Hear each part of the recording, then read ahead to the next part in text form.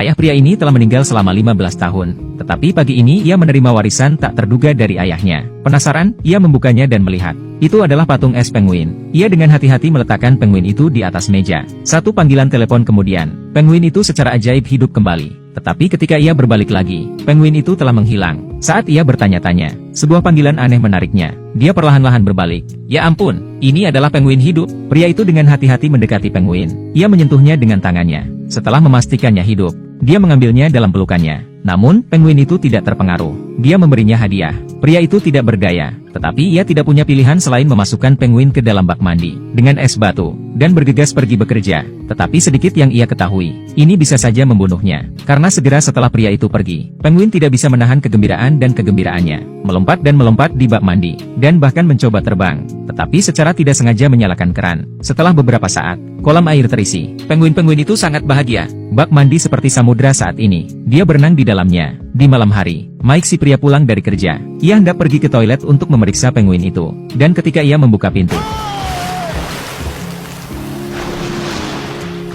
berkat tangan Mike yang cepat, dia tidak tersapu oleh air. Tetapi hal itu hampir membunuhnya. Tetapi kemudian penguin itu memberinya hadiah lain. Mike tidak tahan lagi. Ia memutuskan untuk mengusir penguin itu. Ketika ia menghubungi banyak organisasi, dan tidak ada satupun dari mereka yang bisa mengambil penguin itu. Tidak ada yang bisa ia lakukan. Mike tidak punya pilihan selain melawan penguin sampai akhir yang pahit. Dan begitulah adanya. Mike dan penguin saling menatap satu sama lain. Malam telah berakhir. Keesokan paginya,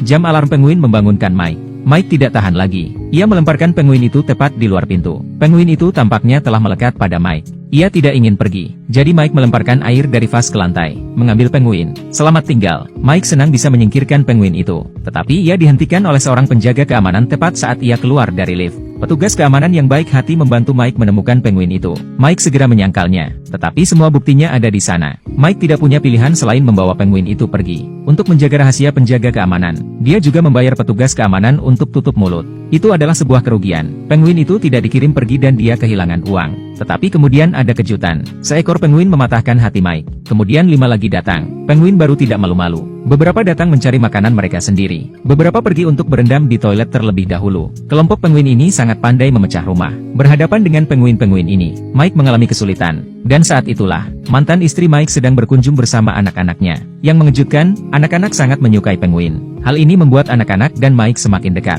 Sementara Mike menikmati momen kebahagiaan yang langka. Bel pintu berbunyi lagi. Kali ini adalah petugas pengawas hewan. Dia mengatakan kepada Mike bahwa dia bisa membawa penguin-penguin itu pergi. Tapi itu adalah kesempatan langka ketika Mike begitu bahagia dengan keluarganya. Ia tidak tega merusaknya. Jadi, ia meminta staf untuk kembali di lain hari. Putranya mendengar percakapan mereka. Ia membuat ayahnya bersumpah bahwa ia tidak akan pernah memberikan penguin-penguin itu. Mike harus setuju. Meskipun Mike tidak menyukai ruangan penguin. Tetapi kabar baiknya adalah, anak-anak secara sukarela datang kembali besok.